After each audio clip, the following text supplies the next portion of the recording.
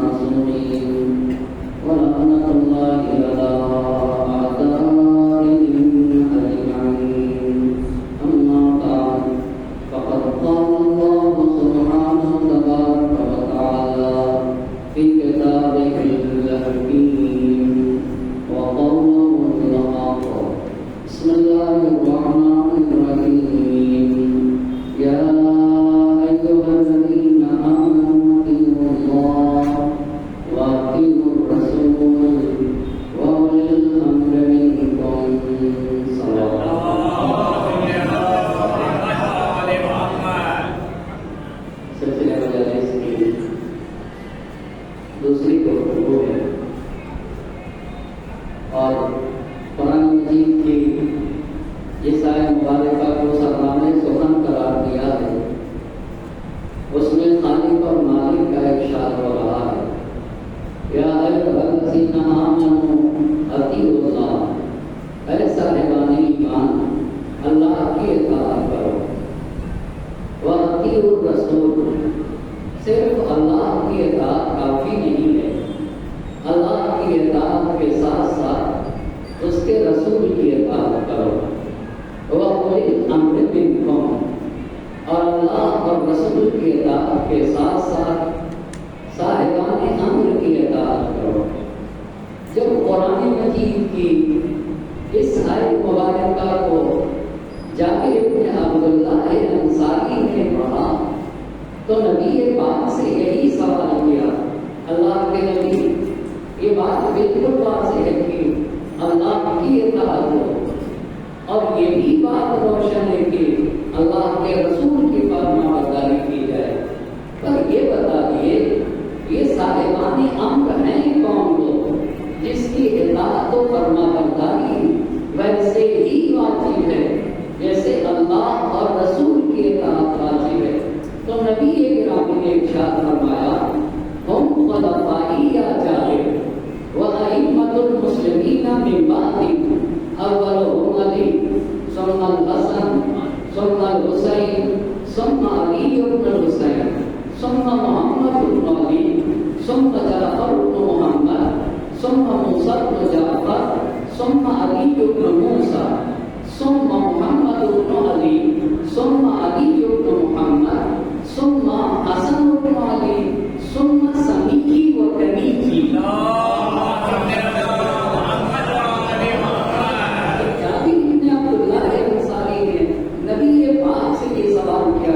اللہ کے نبی یہ بتائیے یہ صاحبان امر ہیں کون لوگ؟ تو نبی پاک نے کہا ہے جابر وہ میرے بالا نشین اور میرے بعد ہونے والے مسلمانوں کے امام ہیں، جن میں پہلے علی ہیں، دوسرے حسن ہیں، تیسرے حسین ہیں، چوتھے زین العابدین ہیں، پانچویں باقر ہیں، چھٹے صادق ہیں، ساتویں قاسم ہیں، آٹھویں رضا ہیں، نویں تقی ہیں، 10ویں نبی ہیں، 11ویں عسکری ہیں.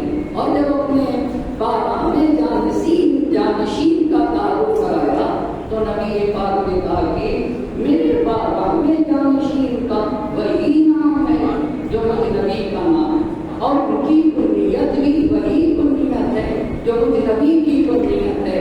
یعنی اگر نبی پاک کی کنیت ابو القاسم تو ہمارے امام کی بھی کنیت ابو القاسم ہے، اور اگر نبی پاک کا اسم گرامی محمد ہے صلی اللہ علیہ وسلم.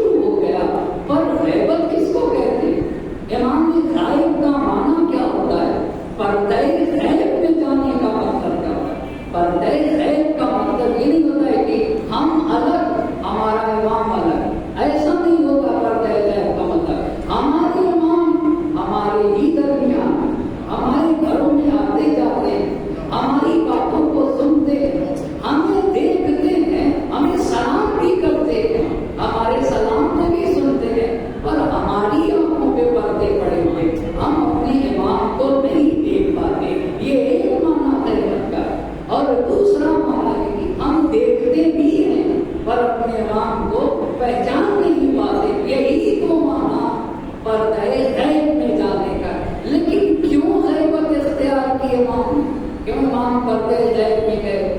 پہلی بات یہ تھی اس لیے پردے غیب میں گئے کہ خدا کی حکمت، اب خدا حکیم ہے، وہ خوب اپنے عمل کو، اس کا کوئی بھی عمل عبث نہیں ہوتا، کوئی بھی عمل بےہودہ نہیں ہوتا، خدا کی حکمت ہے کہ اس کا خلیفہ الہی پردے غیب میں ہے، یہ پہلی بات۔ دوسری بات یہ ہے کہ اللہ نہیں چاہتا کہ جب امام ظالموں کو ختم کر کے ایک الہی حکومت بنائے تو امام کے ساتھ ساتھ کوئی ظالم بھی حکمران رہے، یہ اللہ نہیں چاہتا، یہ اللہ نہیں چاہتا۔ بس پہلی بات خدا کی حکمت، دوسری بات کیا ہے؟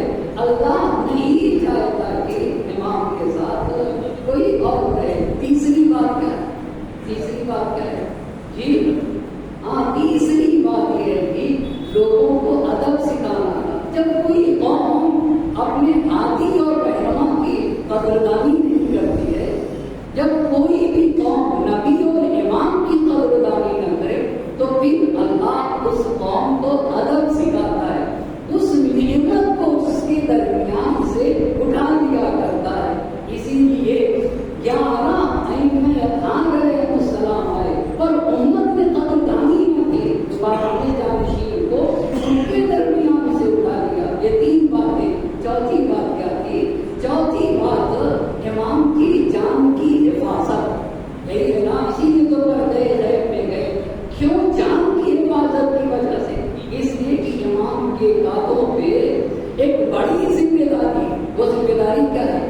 خدا کا وعدہ یہ ہے کہ وہ اس زمین پہ ایک حکومت، ایسی حکومت قائم کرے گا جس میں تمام انسانی ویلیوز کو خیال کیا جائے گا، انسانی اقدار کا لحاظ کیا جائے گا، اور وہ حکومت کس کے ذریعے سے اللہ کا یہ وعدہ پورا ہوگا؟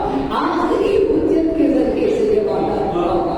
لہٰذا اس آخری حجت کی حفاظت ضروری ہے تاکہ وہ وعدہ الہی پورا ہو سکے۔ یہی تو 4 باتیں کہی تھی کل، بس آپ میرا ساتھ دیں اور ایک مرتبہ پھر سے ان 4 باتوں کو ریپیٹ کریں گے اور آج کی گفتگو شروع کروں گا۔ بس پہلی بات، کیوں پردے غیب میں؟ کیوں؟ اللہ کی حکمت ہے۔ دوسری بات، خدا نہیں چاہتا حکومت بنانے کے بعد امام کے سامنے کوئی ظالم ہو، اور تیسری بات ادب سکھانا ہے، اور چوتھی بات کیا ہے؟ امام کی جان کی حفاظت۔ پانچویں بات لوگوں کا امتحان، یہ 5ویں بات ہے، بہت توجہ کرے گا۔ یہ زبان سے دعویٰ کرنا ہم مومن ہیں، یہ تو ہر کو آتا ہے، پر اس دعوے میں باقی رہنا یہ بہت سخت کام ہے۔ ان الذین قالوا ربنا اللہ ثم استقاموا تتنزل علیہم الملائکہ الا تخافوا ولا تحزنوا وابشروا بالجنۃ التی کنتم توعدون۔ جو لوگ اپنی زبان سے یہ کہتے ہیں کہ ہمارا رب اللہ ہے، ہم مالک پروردگار ہے، اور پھر اپنے اسی بات پہ ڈٹے رہتے ہیں، توجہ کریے گا، استقامت کا مظاہرہ کرتے ہیں، تو تتنزل علیہم الملائکہ، ان پہ کون نازل ہوتے ہیں؟ ملائکہ نازل ہوتے ہیں، اور ملائکہ نازل ہو کر کے ان سے کہتے ہیں اللہ تخافوا ولا تحزنوا۔ دیکھو، نہ تمہیں ڈرنے کی ضرورت ہے، نہ تمہیں حزن کرنے کی ضرورت ہے، نہ ہی کسی طرح کے خوف کی ضرورت ہے، تمہیں وہ جنت مبارک ہو جس کا تم سے وعدہ کیا گیا ہے۔ ایک ایک بات کی توجہ کرے گا، پر اپنے کو مومن کہنا یہ بہت آسان ہے۔ پتہ کہاں چلے گا مومن ہے یا نہیں؟ پتہ کہاں چلے گا؟ پتہ سختیوں میں گر جانے کے بعد پتہ چلتا ہے، مشکلات میں گرفتار ہونے کے بعد پتہ چلتا ہے کہ کون صاحب ایمان ہے۔ بس 5ویں بات، پردے غیب میں کیوں لے گیا خالق اور مالک؟ ہمارا اور آپ کا امتحان ہے کہ کون اپنی سچے عقیدے پہ باقی رہتا ہے۔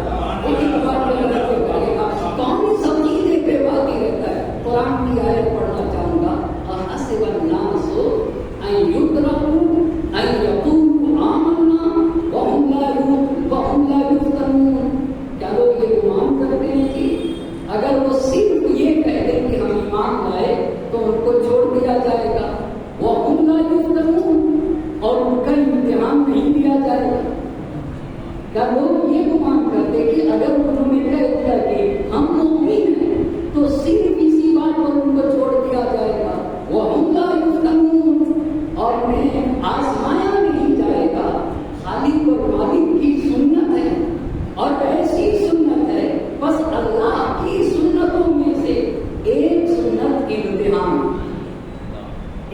مطلب کیا ہے؟ امتحان اور آزمائش ہے. اللہ اپنے بندوں کا امتحان ضرور بھی ضرور لے گا. یہ قرآن کی آیت پڑھی. کیا لوگ یہ گمان کرتے کہ اگر انہوں نے کہہ دیا کہ ہم ایمان لائے تو صرف کہنے پہ چھوڑ دیا جائے گا اور انہیں آزمایا نہیں جائے گا؟ لن تجد لسنت اللہ تبدیلا. امتحان تو ہماری سنت ہے اور ہماری سنت بدلتی نہیں ہے. ایک بات توجہ کرے گا، ہماری سنت بدلتی نہیں. بس ایک آیت یہ ہے کہ امتحان دیا جائے گا. دوسری آیت وَلَنَبْلُوَنَّكُمْ بِشَيْءٍ مِنَ الْخَوْفِ وَالْجُوعِ وَنَقْصٍ مِنَ الْأَمْوَالِ وَالْأَنفُسِ وَالثَّمَرَاتِ. ہم ضرور بھی ضرور تمہارا امتحان لیں گے، ہم ضرور تم کو آزمائیں گے. یہ اللہ کس سے آزمائے گا؟ پہلی بات ڈر سے آزمائے گا. کس کا ڈر؟ کس کا ڈر؟ دشمن کا ڈر ڈالیں گے تمہارے لیے اور دشمن کی خوف کے ذریعے سے تمہیں آزمائیں گے. لیکن بس پہلی بات خوف کے ذریعے سے. دوسری کس کے ذریعے سے امتحان لینے کو کہہ رہا ہے؟ سختیوں کے. بھوک کا مطلب کیا ہے؟ بھوک سے آزمائیں گے، یعنی سختیوں میں مبتلا کر کے ہم تمہارا امتحان لیں گے. یہ دو باتیں لینا. تیسری بات مال کبھی تمہارا کم کر دیں گے. سماج اور معاشرے میں ایک بات یاد رکھے گا، قدرت کا یہ قانون ہے. ایسا کوئی بھی نہ سمجھے. مثال کے طور پر میرے پاس پیسے بہت زیادہ ہیں، پیسے بھی ہیں، گھر بھی ہے اور کبھی بیمار بھی نہیں پڑا، تو کیا پیسے کی بنیاد پر، گھر اور دولت کی بنیاد پر اور بیمار بھی نہیں پڑا تو مجھے یہ سمجھ لینا چاہیے کہ میں اللہ کا پسندیدہ بندہ ہوں؟ ایک بات پہ توجہ کرے گا. ایک انسان کبھی بیماری ہی نہیں ہوا، ایک انسان کبھی مالی مشکل میں گرفتار ہی نہیں ہوا، تو کیا وہ اللہ کا محبوب بنتا ہے؟ اور ایک انسان زندگی بھر بیچارہ ہمیشہ مشکل میں گرفتار، تو کیا اللہ اسے نہیں چاہتا ہے؟ بہت توجہ کرے گا. اللہ کا مسئلہ یہ نہیں ہے مال و دولت اگر کسی کے پاس ہے تو اس سے یہ فیصلہ نہیں کیا جا سکتا کہ وہ اللہ کا محبوب ہے، اور کوئی غریب ہے تو یہ بھی فیصلہ نہیں کیا جا سکتا کہ وہ اللہ کا محبوب نہیں. بات اس کی نہیں ہے، بات امتحان کی ہے. اللہ دیتا بھی ہے اور اللہ لیتا بھی ہے. کہنا کیا چاہتا ہے؟ کہا دینے اور لینے سے فیصلہ نہیں ہوگا. ہم دے کر کے ایک چیز دیکھنا چاہتے ہیں کہ اس کا ریئیکشن کیا ہوتا ہے، اور نہ دے کر بھی کوئی چیز دیکھنا چاہتے ہیں. دونوں صورت میں خالق اور مالک کیا دیکھنا چاہتا ہے؟ ریئیکشن کو دیکھنا چاہتا ہے. اسی کو تو امتحان کہا جاتا ہے کہ مال و دولت بھی دے کے آزماتا ہے، لے کر بھی آزماتا ہے. بس کتنی چیزوں سے امتحان لے گا اللہ؟ کتنی چیزوں سے؟ جی ایک پہلے آپ بتائیے نا، وَلَنَبْلُوَنَّكُمْ بِشَيْءٍ مِنَ الْخَوْفِ. اس سے ڈر، دشمن کا خوف اور ڈر ڈال کے آزمائے گا. دوسری بات کس سے امتحان لے گا؟ سختیوں کے ذریعے سے. تیسری بات مال و دولت کی کمی کے ذریعے سے. چوتھی بات اولاد کو لے کر کے آزمائے گا. اولاد کو لے کر کے ان تمام چیزوں کے ذریعے سے ہم انہیں ضرور بھی ضرور آزمائیں گے. لیکن اس کے بعد قرآن کہتا ہے وَبَشِّرِ الصَّابِرِينَ الَّذِينَ إِذَا أَصَابَتْهُم مُّصِیبَةٌ قَالُوا إِنَّا لِلَّهِ وَإِنَّا إِلَیْهِ رَاجِعُونَ.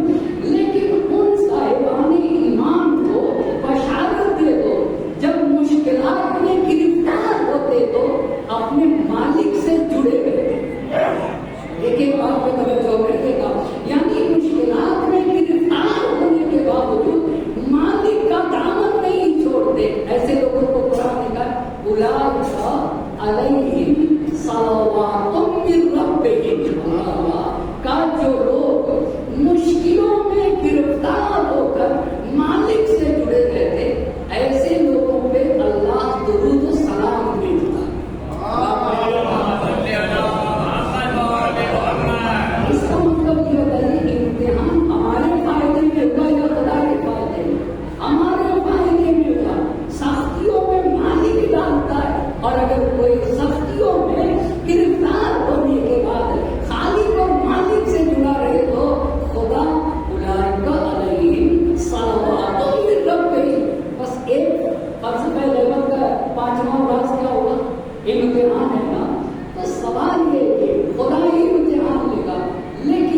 امتحان کیوں دیا جاتا ہے؟ خدا کو امتحان دینے کی کیا ضرورت ہے؟ آپ بتائیے. امتحان ایک بات پہ توجہ کریے گا. امتحان کی کئی وجہ ہوتی ہیں. ایک پہلی وجہ یہ جو بورڈ کا امتحان ہوتا ہے, اسکول نہیں لیتا, ایک بورڈ امتحان لیتا ہے یا نہیں لیتا ہے. بورڈ کا امتحان وہ کیوں؟ وہ اس لیے ہوتا کہ اس کو امتحان دینے والے کو بچے کی کیپیسٹی معلوم نہیں, صلاحیت نہیں پتا, استعداد نہیں پتا, تو اس کی استعداد اور اس کی صلاحیت کو جاننے کے لیے کوئی امتحان دیتا. تو کیا خدا کو ہمارے بارے میں علم نہیں؟ جی وہ تو ہماری زمین سے واقف ہے. وہ تو سن رہے ہیں یہ آیت الکرسی میں لاتا سے نہ تم والا نام, اسے تو نہ نیند آتی, اسے تو نہ ہی اونٹ آتی ہے, یا علم صرف نہ ہوا, وہ تو ہمارے راز سے واقف ہے. بس خدا جاننے کے لیے امتحان نہیں دیتا. ہو گئی بات یہاں تک. جیسے ہم کسی کا امتحان لیں, ہم نے کسی اسٹوڈنٹ کو دیکھا نہیں, ہمارے پاس بھیجا گیا تو ہم تو اس کا امتحان لیتے, ہمیں نہیں پتا اس کی صلاحیت, اس لیے امتحان لیتے.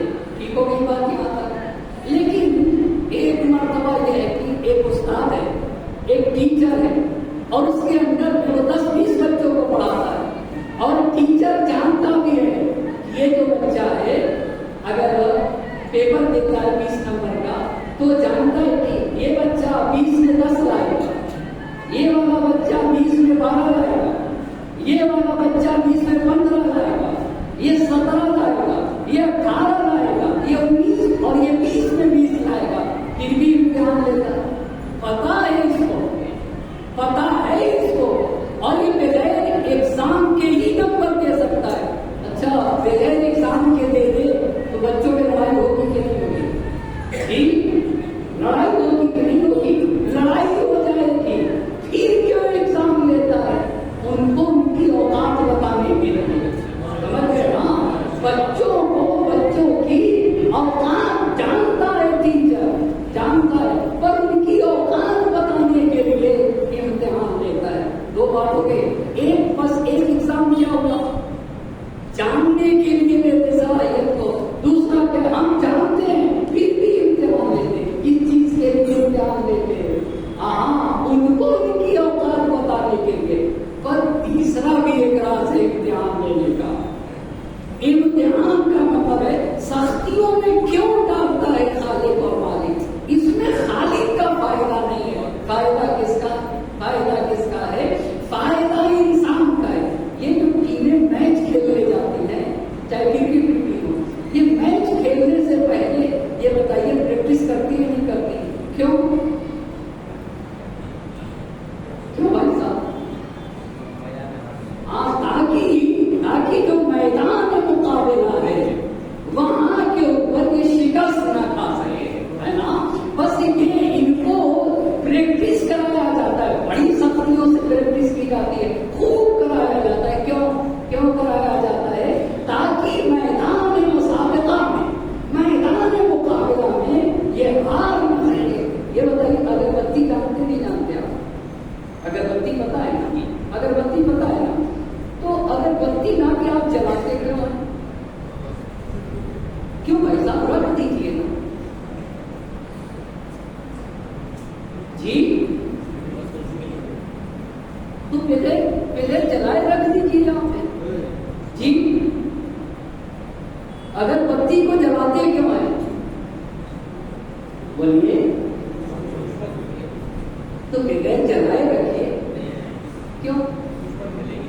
ہاں خوشبو دینے کے لیے. بہت توجہ کریے گا, آپ کو جلانا پڑے گا اگربتی کو.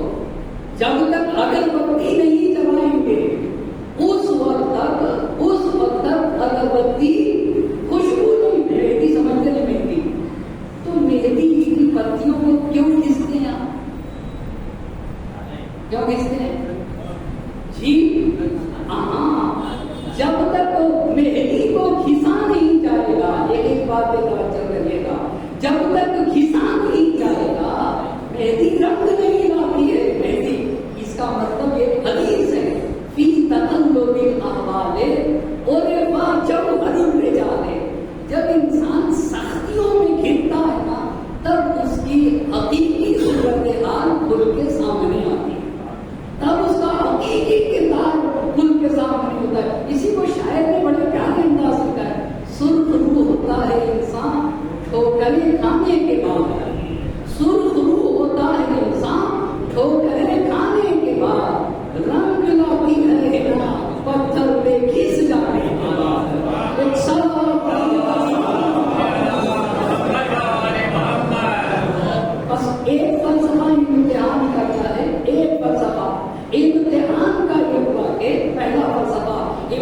इम्तिहान का ये हुआ कि पता नहीं ये जानने के लिए इम्तिहान लिया जाता तो खुदा ऐसा नहीं करता।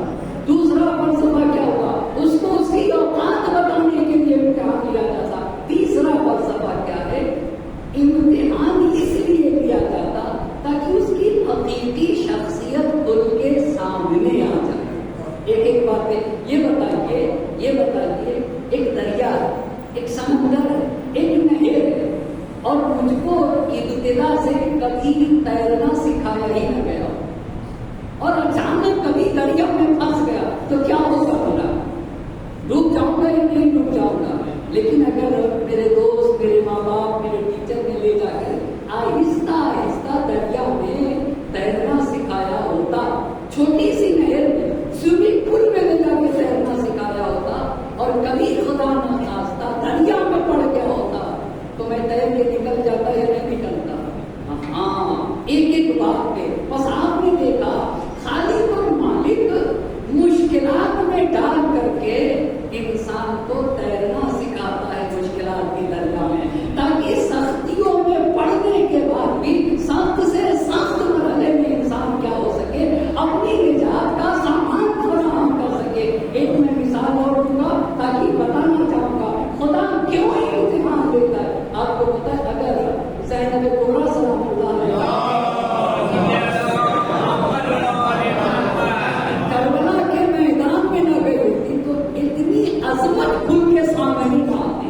आप देखते ना, सख्तियों में गिर जाने के बाद खुदा से कितना गहरा रब्त है कि शहजादी ने कहा कि माँ रही तो इल्ला जमीना, और हमने अपने मालिक से तो खूबसूरती के सिवा कुछ भी नहीं देखा।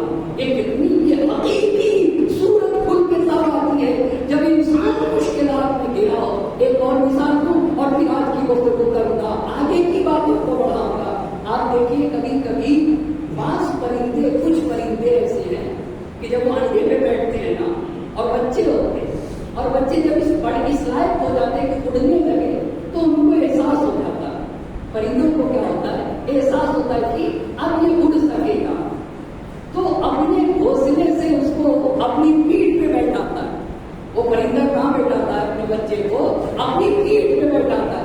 पीठ पे बैठा के घोंसले से निकलता है और निकल के उड़ना शुरू करता है। उड़ते उड़ते अपने बच्चे को फिजा में छोड़ देता है।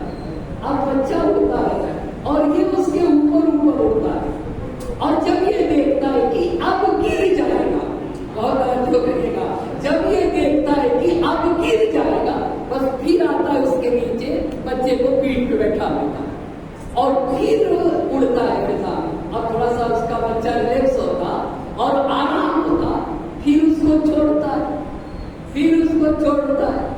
फिर वो घूमता है, फिर जब गिरने लगता है तो फिर क्या करता है, फिर अपनी पीठ पे बैठा के उसे घोंसले में पहुंचा देता है। ये क्या कर रहा है? ये बताइए, ये जो परिंदा अपने बच्चे को फिजा में छोड़ रहा है, वो सख्ती में है कि नहीं उसका बच्चा, तो अपने बच्चे से मोहब्बत कर रहा है या नफरत कर रहा है? आप बताइए, अपने बच्चे से मोहब्बत कर रहा है या नफरत? दुनिया में मुश्किलात आएंगी, छोटी बड़ी, ये मुश्किलात दे दे करके कभी इंसान के माँ बाप जाएंगे, कभी इंसान की औलाद जाएगी, कभी इंसान मुश्किलात में गिरफ्तार होगा, पर आहिस्ता आहिस्ता अल्लाह इन सारी चीजों के जरिए से अपने बंदे की तरबियत करता होता है कि मेरा बंदा मुझसे जुदा ना होने पाए। और जब कहीं बंदा भटकता है ना तो कभी एक ठोकर के जरिए से, कभी एक मुश्किल के जरिए से, कभी एक वाज़ और नसीहत के जरिए से अपने बंदे को राहे रास्त में लेकर आ जाता है और इस तरीके से मुश्किलात में डाल करके कभी कभी ठोकर हमारे लिए इसलिए लग जाती है, चलते फिरते ठोकर कि खालिक से गाफिल हो गया बंदा तो अल्लाह बच्चे को बीमार कर देता, और बच्चे को बीमार करता तो इंसान खुदा की बारगाह में दुआएं करता, फिर मालिक से जुड़ जाता, इससे जुड़ता है, फिर मालिक से जुड़ जाता। बस इम्तिहान का तीसरा फलसफा तरबियत। तीसरा फलसफा क्या है इम्तिहान का? तरबियत है। आहिस्ता आहिस्ता खालिक अपने बंदों का इम्तिहान लेता है और इस इम्तिहान के जरिए से अपने बंदे की तरबियत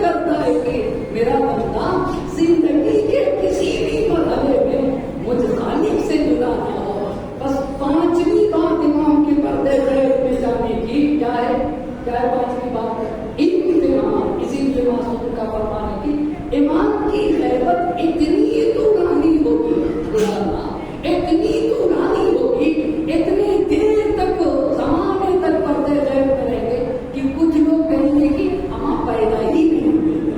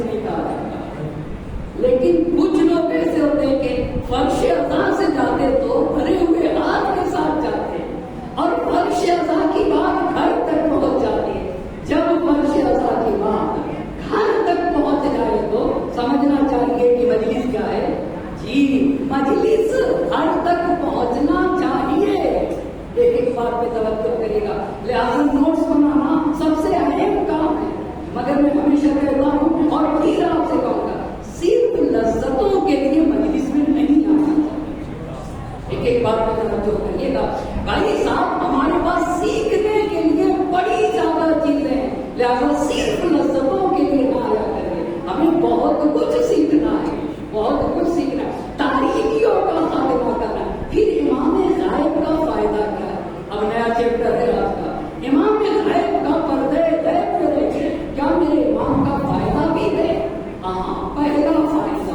ایک ایک بات پہ توجہ کرے گا. بس آج کی نئی گفتگو کیا ہے؟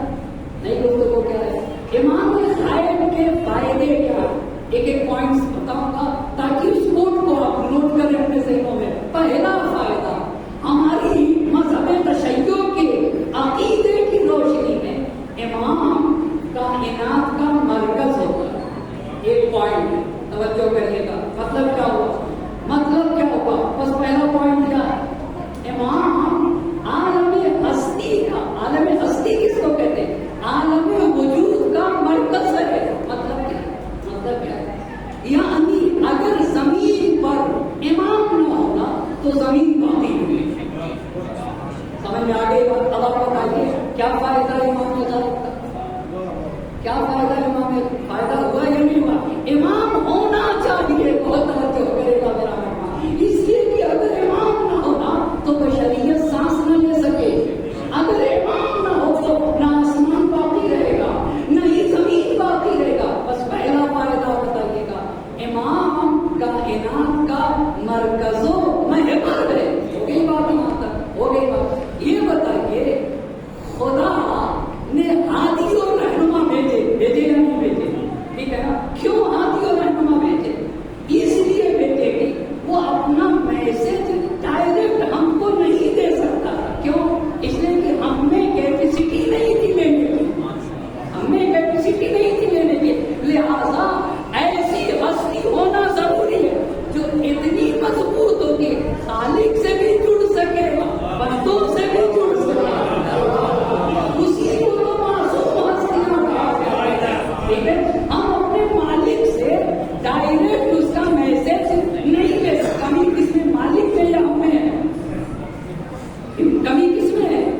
کمی ہم میں ہے. اللہ، کمی ہم میں ہے کہ ہم میں یہ صلاحیت نہیں ہے کہ ہم ڈائریکٹ مالک سے اس کا پیغام لے سکے. اس کے لیے ایسی ہستی کی ضرورت تھی جو دونوں طرف سے جڑ سکے. کیسے؟ خالق سے میسج لے سکے اور جیسا میسج لیا ہے ویسا ہی میسج ہم تک پہنچا سکے. اسی کو معصوم رہنما کہا جاتا ہے.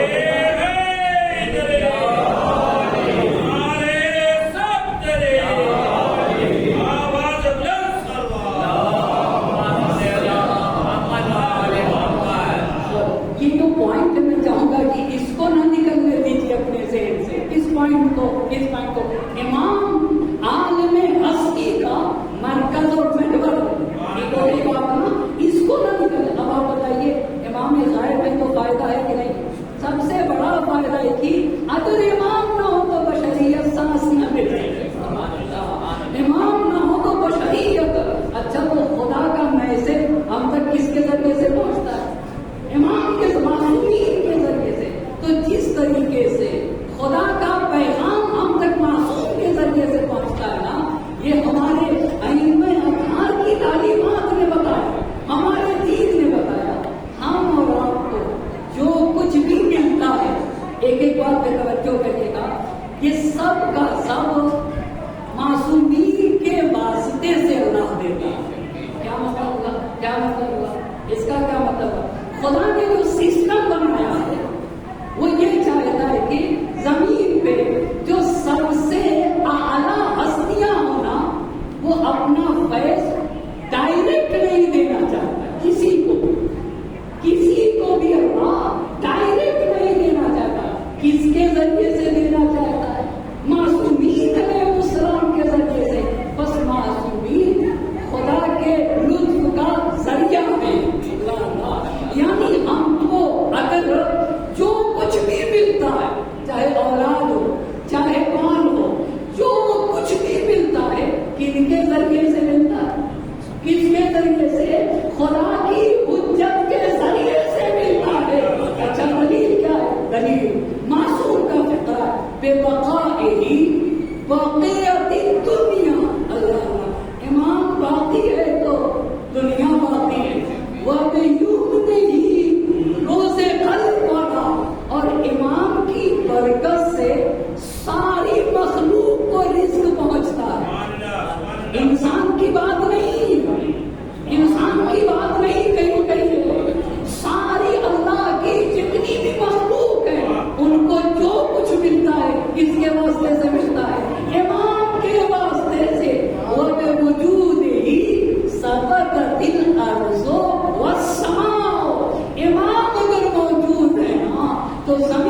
بھی باقی ہے اور آسمان بھی باقی ہے. ایک سالہ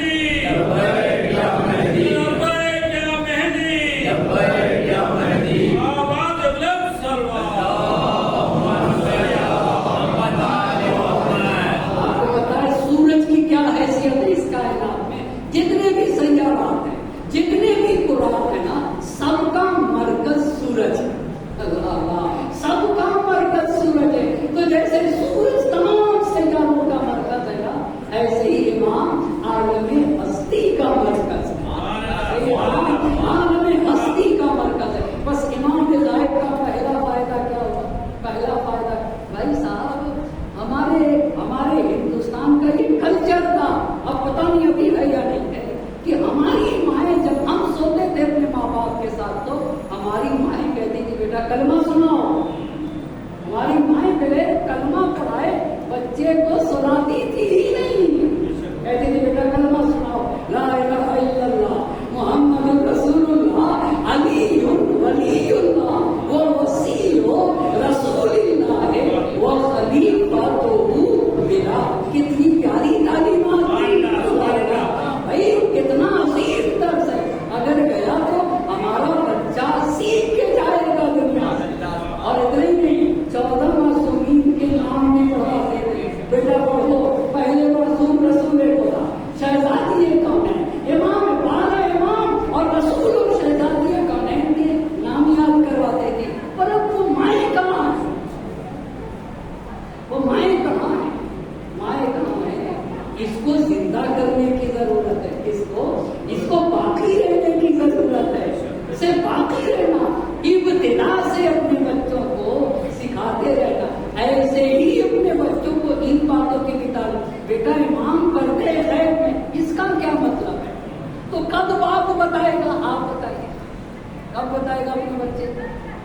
جب جاہل ہوگا تب بتائے گا، یا جب عالم ہوگا، یہ جب جانے گا تب بتائے گا. یہ ہمارا دین ہے، اسے ہر فرد کو جاننا ضروری ہے. مگر لوگ لذتوں میں گرفتار، اس میں گرفتار ہے. ہر سال خطیب بدلیے. کیوں بھائی صاحب؟ کیوں ہر سال خطیب بدلتے ہیں؟ بولیے. اگر آپ ہر سال خطیب، بہت توجہ کریے گا، ہر سال اگر آپ نے خطیب بدل دیا تو ایک سال میں آؤں گا، کچھ پڑھا ادھر ادھر کا چلا گیا، دوسرے سال آئے گا وہ کچھ پڑھا چلا جائے گا، تیسرے سال ایک آیا وہ کچھ پڑھا چلا، ہو ہی نہیں سکے گا. تعلیمات آل محمد عام ہو ہی نہیں سکتی، عام ہو ہی نہیں سکتی ہے. ہاں ایک اور بات کروں تو بھی سمجھ میں آئے گا. آپ ایک ہاسپٹل بنائیے اور اس کی بلڈنگ لیٹسٹ بنا دیجیے، ٹھیک ہے، لیٹسٹ بلڈنگ، اور جو بھی ڈاکٹری کے جو بھی سامان ہے نا وہ بھی لیٹسٹ، او ٹی بھی آپریشن تھیٹر بھی بالکل لیٹسٹ. مریض بھی آ کے او ٹی میں لیٹا ہوا ہے، مریض بھی او ٹی میں لیٹا ہوا ہے، پر سرجن ہی نہیں ہے. کیا ہوگا؟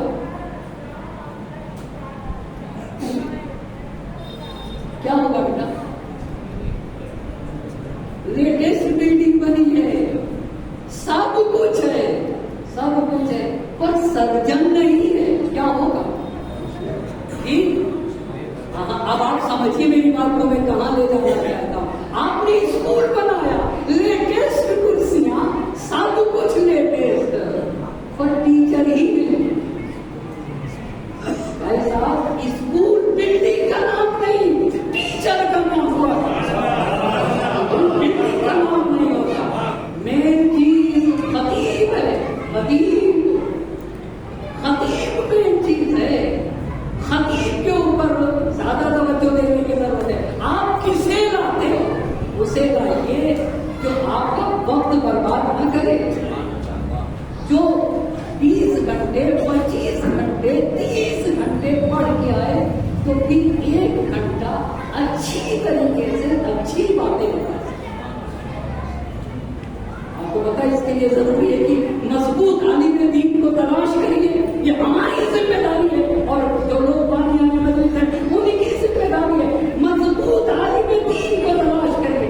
1 سال پہلے سے مجھے کہیے کہ دیکھیے اس ٹاپک کو کور کرنا ہے، پڑھ کے آئیے گا. ایک سلوات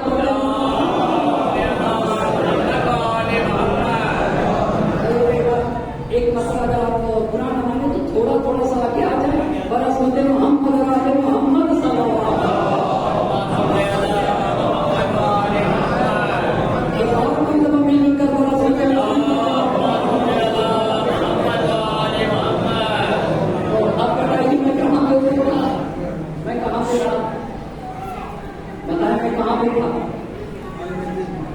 میں کہاں پہ تھا؟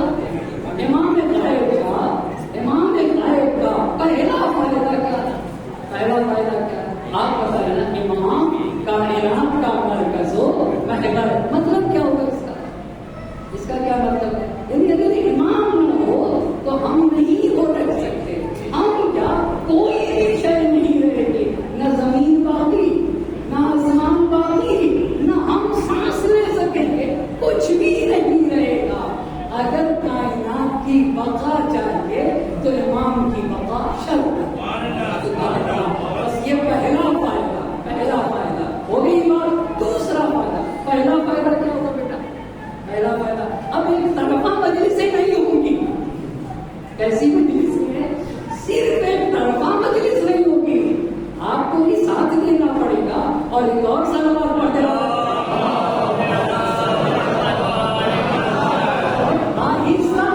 آہستہ اب وہ بھی نہیں سلسلہ چلے گا کہ 45 منٹ میں تھک جائے. اب یہ بھی چلنے والا نہیں ہے. ایک اور سلوات مجلسیں لمبی ہوگی، پر صرف مجلس لمبی نہیں ہوگی. ہاں باتیں بھی اچھی ہونا پڑیں گی، مجلسیں بھی لمبی ہوگی، اور دل مضبوط کر کے بیٹھنا ہوگا. اور صرف سننا نہیں ہے، اس کو محفوظ بھی کرنا. ٹھیک ہوگا. پہلا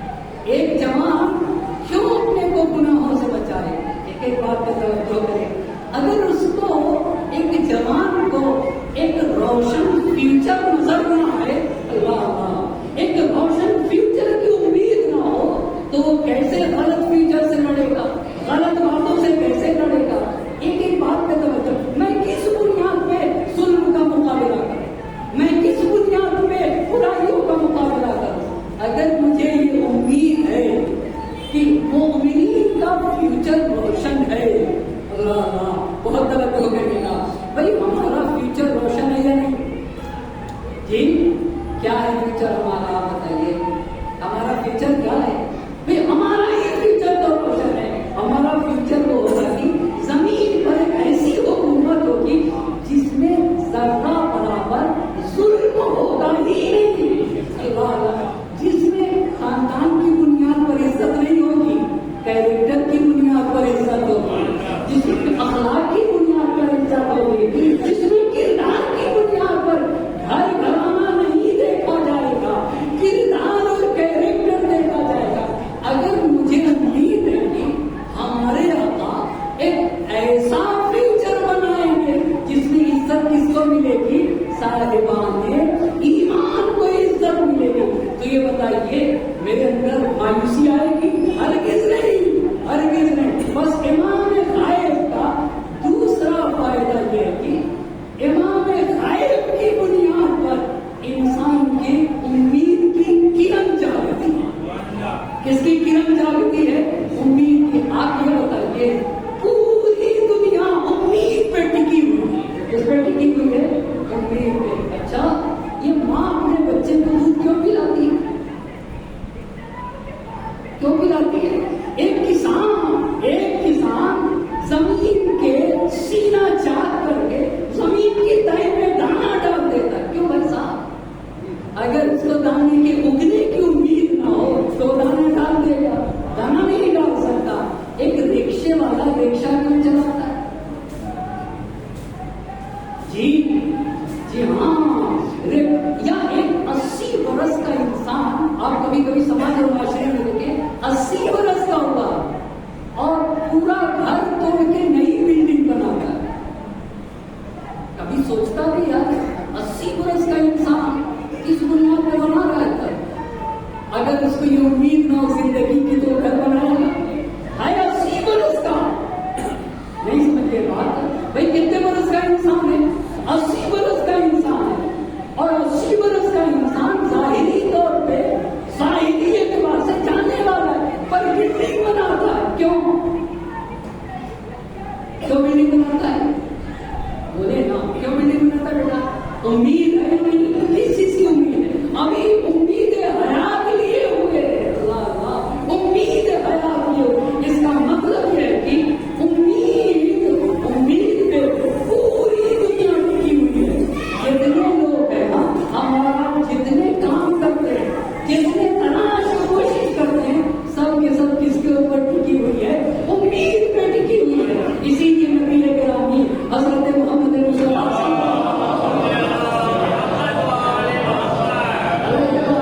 वसल्लम का ये फरमान है, अल-अमल रहमतुन ले उम्मती। उम्मीद खुदा की तरफ से मेरी उम्मत के लिए रहमत है। उम्मीद क्या है? रहमत है।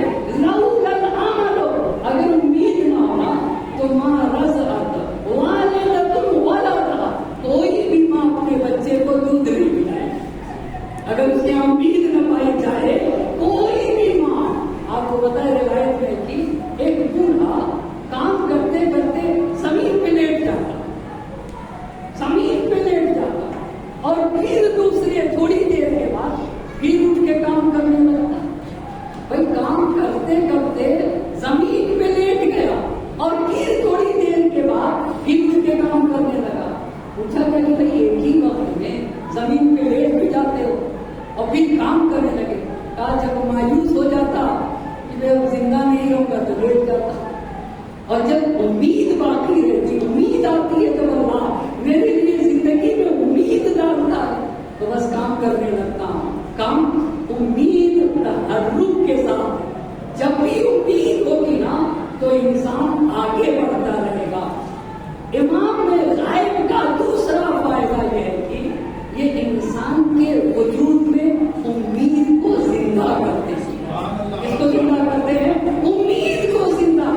उम्मीद अगर जिंदा है ना तो फिर लोग इमाम के लिए तलाशो कोशिश करेंगे। उम्मीद किसको कहते हैं? एक सवाल पढ़े तो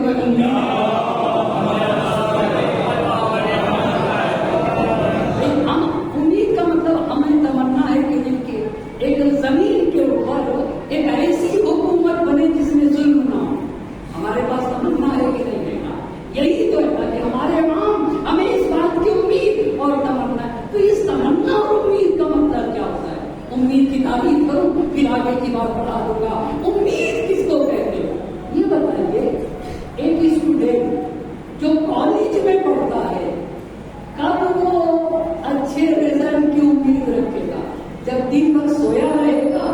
یا نہیں، اس کو جو اپنا کام کرنا ہے وہ کرے اور پھر اچھے رزلٹ کی امید رکھے گا.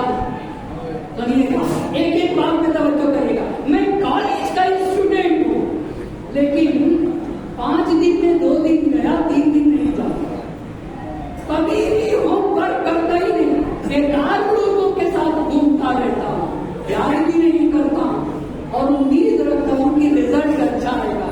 اس کو امید نہیں کہتے، اس کو حماقت کہتے ہیں. اسے کیا کہا جاتا ہے؟ اسے ہم اپنے ایمان کے لیے امید رکھیں کہ ان کی حکومت میں ظلم نہیں ہوگا اور ہماری زندگی سراپا ظلم ہو. جی یہ کیسی امید ہے؟ یہ امید ہے یا حماقت ہے؟ جی یہ امید نہیں ہے، اسے حماقت کہا جاتا ہے.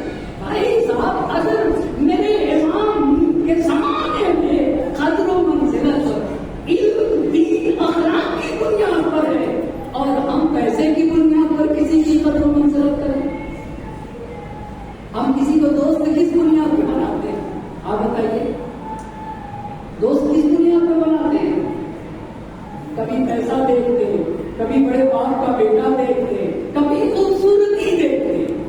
کیا کیا دیکھتے ہیں؟ کبھی بڑے باپ کا بیٹا، کبھی گھر گھرانا، کبھی خاندان، اور کبھی کیا دیکھتے ہیں؟ خوبصورتی. کیا کردار کی بنیاد پہ کسی کو دوست بناتے ہیں؟ بھائی یہ بات ہے، یہ سچا ہے، یہ نیک ہے، یہ اس لائق ہے کہ اسے دوست بنایا جائے.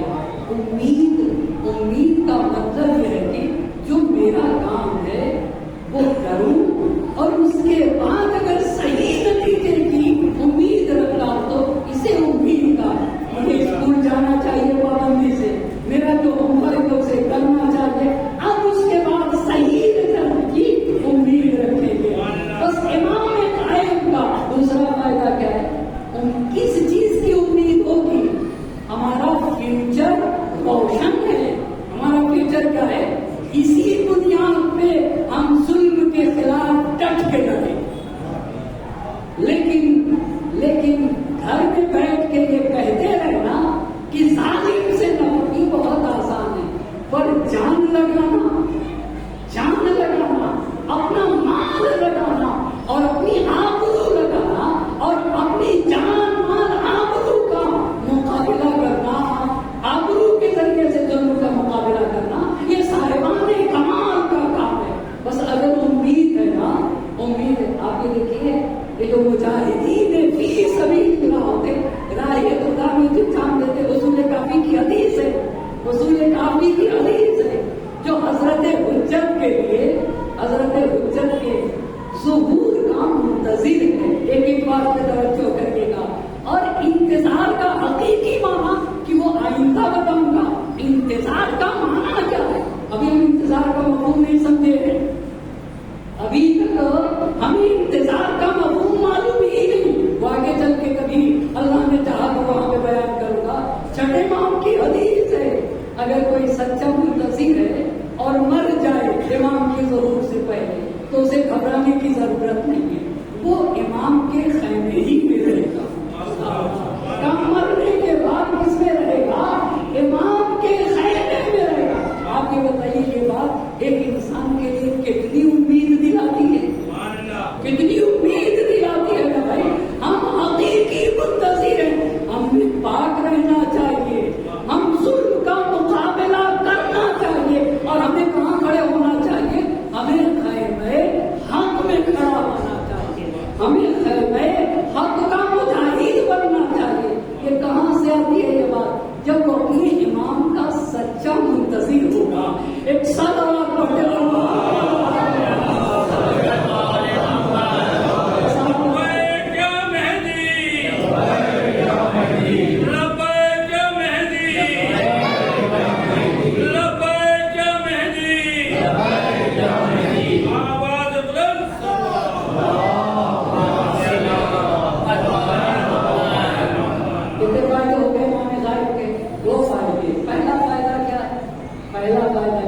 امام عالم ہستی کا محور اور برکت. دوسرا فائدہ امید امام کا جو انقلاب ہے نا، وہ ہر صاحب ایمان کو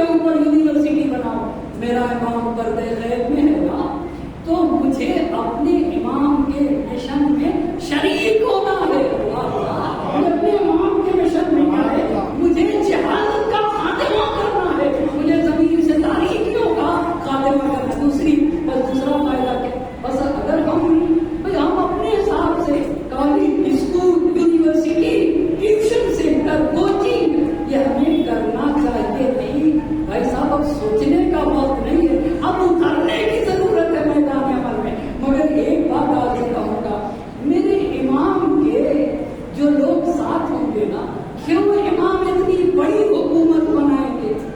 کیوں اتنی بڑی؟ اس لیے کہ جتنے لوگ امام کے ساتھ ہوں گے نا، نیچے سے اوپر تک سب کی سوچ ایک ہوگی، سب کی سوچ ایک ہوگی، سب کی فکر ایک ہوگی، اور سب کا ہدف ایک ہوگا۔ اس کی طرف ہمیں بڑھنے کی ضرورت ہے، اس کی طرف ہمیں بڑھنے کی ضرورت ہے، پر ہم کسی نقطے پہ جمع ہو ہی نہیں پاتے۔ اور جیسے ہی محرم آتا ہے، لڑائیوں کا سلسلہ شروع ہوتا ہے۔ کتنی پیاری بات شاید بھی کہی، ممکن اس مجمع میں کوئی سوچے کہ مولانا شعر پڑھتے، ممکن ہے کوئی سوچے کہ مولانا شعر پڑھتے۔ بھائی صاحب 1000 کی کتاب پڑھ دوں، کبھی کبھی وہ بات نہیں پہنچا پاتی 1000 کی کتاب جو ایک شعر پہنچا دیتا، جو ایک شعر پہنچا دیتا، ایک اشرا کبھی کبھی نہیں پہنچاتا۔ درے حسین پہ سر رکھ دو اے مسلمان، درے حسین، اے مسلمانوں کی شرط ہے، درے حسین پہ سر رکھ دو اے مسلمانوں۔ یہ اتحاد کا مرکز ہے آدمی کے لیے، آدمی کے پوائنٹ پہ توجہ کریے گا، یہ آدمیت ہے نا، تو نام حسین پر لڑائی نہیں ہوگی، پر آدمی ہونا شرط ہے۔ درے حسین پہ دین کی اگر محبت ہونا تو انسان پیچھے ہٹ جائے گا، پر دین کہاں ہے؟ دین کہاں؟ دین کی محبت تو اپنے کو پیچھے کھینچے گا۔ اب آپ بتائیے تیسرا پوائنٹ کیا تھا؟ تیسرا پوائنٹ کیا تھا؟ ایک ساتھ پڑھتے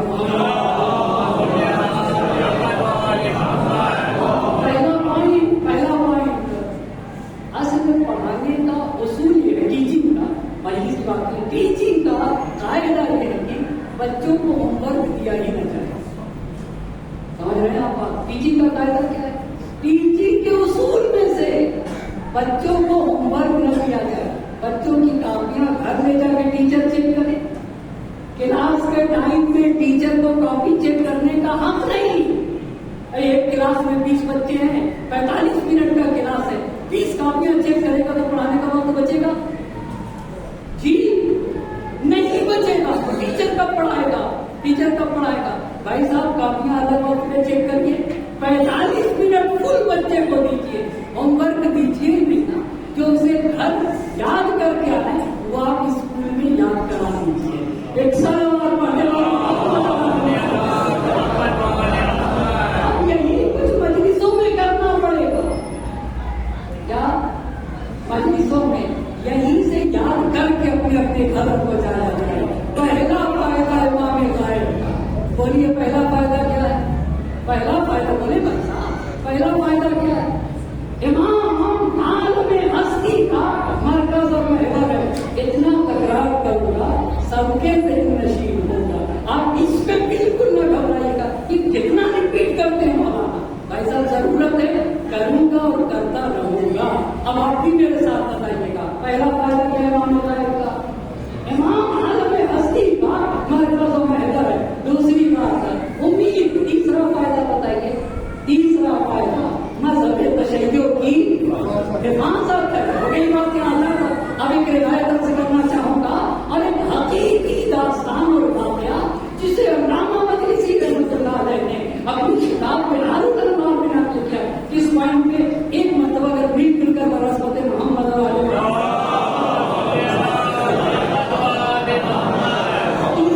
تیسرے پوائنٹ پہ گفتگو ہے۔ تیسرا پوائنٹ کیا ہے؟ مذہب تشیع کی حفاظت ہے۔ علامہ مجلسی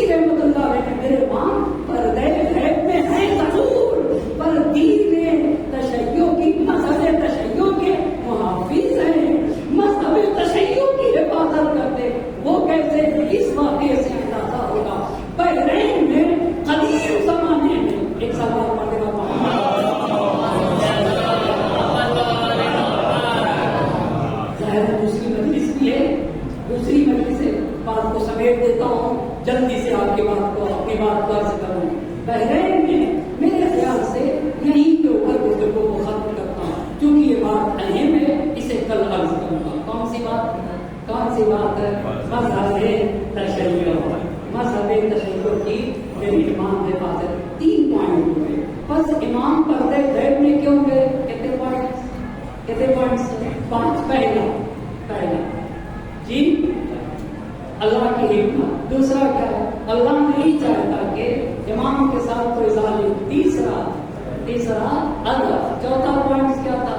چوتھا جان کی حفاظت. اور پانچویں بات امتحان. امام نے غائب کے کتنے فائدے؟ 3. آج 3 ہوئے نا. پہلا فائدہ امام عالم ہستی کے مرکزوں میں. دوسرا فائدہ کیا ہے؟ امید. اور تیسرا فائدہ مذہب تشیع کی حفاظت. بس آج کی گفتگو یہیں پہ ختم ہوتی ہے. انشاءاللہ کل کی گفتگو اسی سے آگے ہوگی. امام کی غیبت, اس بات کو امام غائب کے فائدے کرنے کے بعد امام کی غیبت 2 طرح کی ہے, اور یہ بھی ہم نے نہیں بنائی ہے. کوئی یہ نہ سمجھے گا کہ مولویوں نے بنا رکھی ہے, ایسا نہیں ہے. کیونکہ آج کے زمانے میں یہ کہنا پڑتا ہے بول کے, ہم نے نہیں بنائی. آل محمد نے بتایا, رسول پاک نے بتایا کہ میرے جو آخری جانشین ہوں گے ان کی کتنی غیبت ہوگی؟ 2. غیبت صغریٰ اور غیبت کبریٰ. انشاءاللہ امام غائب کے فائدے کو عرض کر کے 2 غیبتوں کے بارے میں اور پھر چوتھی گفتگو کروں گا ظہور کی شرط کیا ہے اور ظہور کی علامتیں کیا ہیں. ٹھیک ہے, اگر وقت نے اجازت دیا تو اتنی بات, اور پھر انشاءاللہ اللہ نے چاہا تو پھر کبھی اور وقتوں کو عرض کیا جائے گا. لیکن بڑی سنجیدگی اس کے ساتھ اور بڑی متانت کے ساتھ اس باتوں پہ میں چھوٹا سا طالب علم ہوں, اسی لیے میں اپنی بات کو آپ سے شیئر کرتا ہوں اور میں اپنی ذمہ داری سمجھتا ہوں. میں سمجھتا ہوں میری کوشش یہ ہے, میری کوشش میں اپنے سے کہتا ہوں کہ تم امت کے لیے پل بن جاؤ. تم قوم کے لیے, تم سماج کے لیے, تم معاشرے کے لیے پل بنو.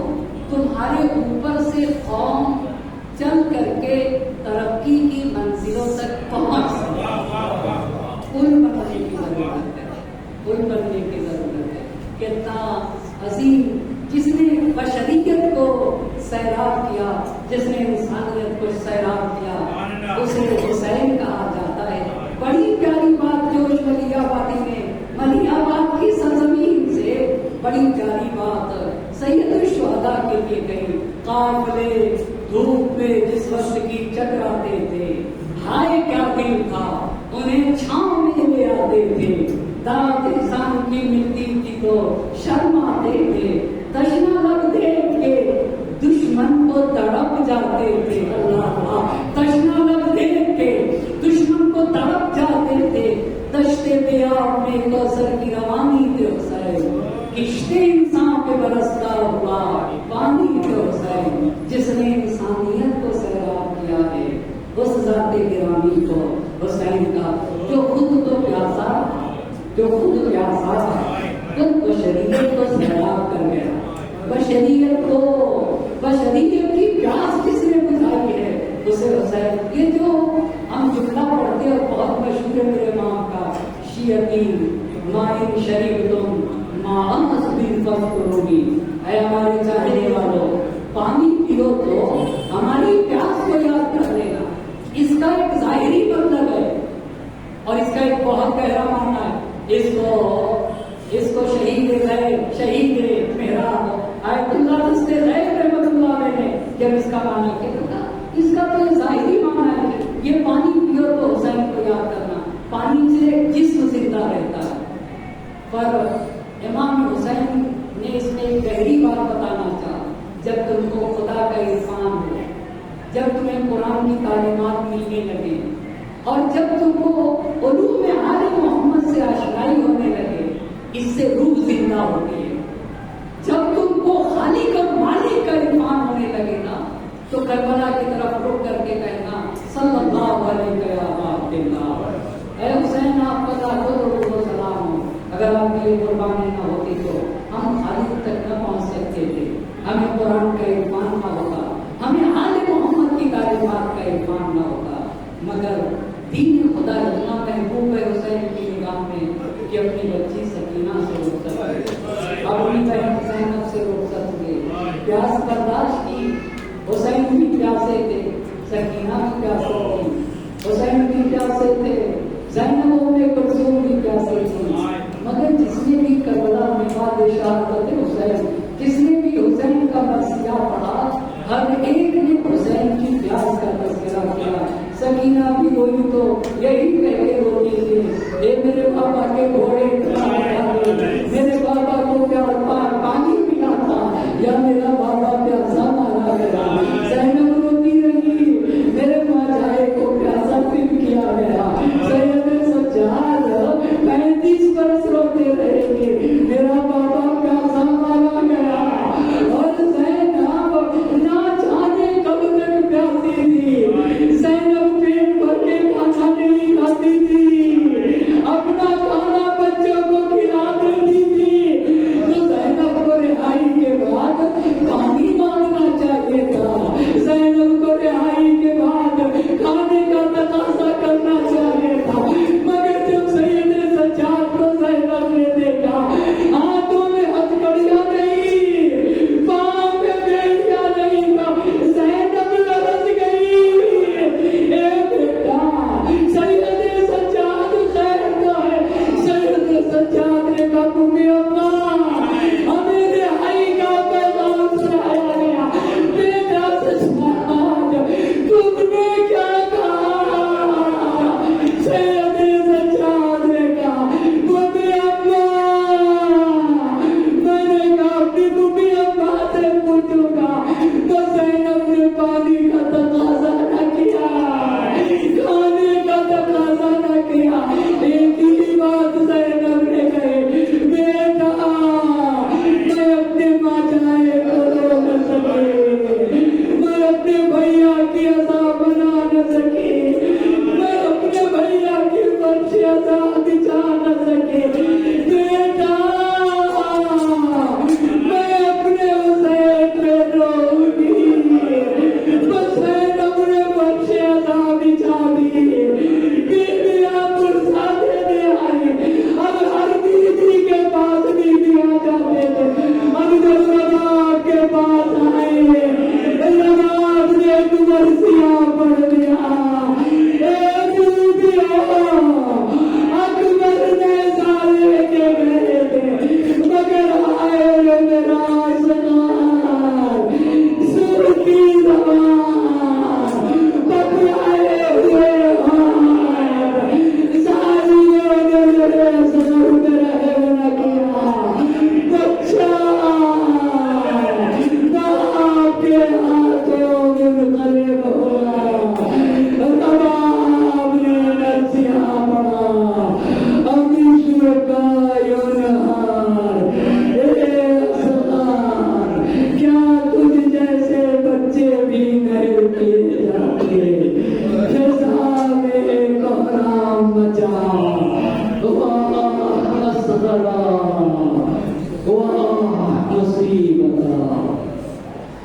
وسيعلم الذين ظلموا أي